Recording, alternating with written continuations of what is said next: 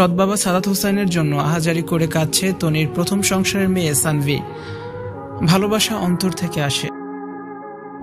নিজের আপন বাবা না হলেও সাদাত হোসাইনের মৃত্যুতে কেঁদেই যাচ্ছেন সানভি। সানভিকে অনেক আদর করত সাদাত হোসাইন।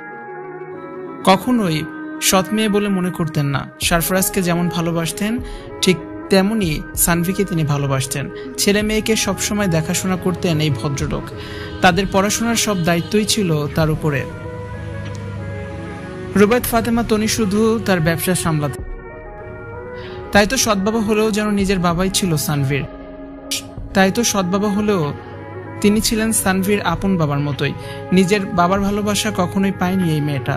সানভি যখন খুব ছোট তখনই তার বাবা মায়ের বিচ্ছেদ হয়।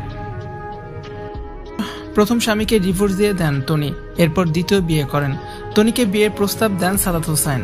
আগের সংসারে মেয়ে আছে এটা নিয়ে কোনোদিনও তনির সাথে তিনি ঝগড়া করেননি। বয়সে বৃদ্ধ হলেও তার ভালো গুণগুলো তনিকে আকৃষ্ট করেছিল। সাদাত হোসাইনের মায়ে পড়ে যান তনি। স্বামীকে হারাতে হবে কখনোই ভাবতে পারেননি তিনি। পরের জীবনেও সাদাত হোসাইনকে স্বামী হিসেবেই চান তিনি। তনি বলেছেন, যদি সম্ভব হতো আমার ব্রেন খুলে তাকে দেয়া যাবে আমি তাই করতাম। তার চিন্তায় আমি জীবিত থেকেও এখন মৃত। বাকিটা জীবন স্বামীর স্মৃতি নিয়ে কাটাতে চান রুবায়েত ফাতেমা তনি। স্বামীর মৃত্যুর খবর পেয়ে ব্যাংকক ছুটে যান তনি। ব্যাংকক থেকে স্বামীর লাশ নিয়ে দেশে ফিরেছেন তিনি। টানা 4 মাস কোমায় ছিলেন সাদাত হোসাইন। তার প্রথম পক্ষের স্ত্রী সন্তানও আছেন।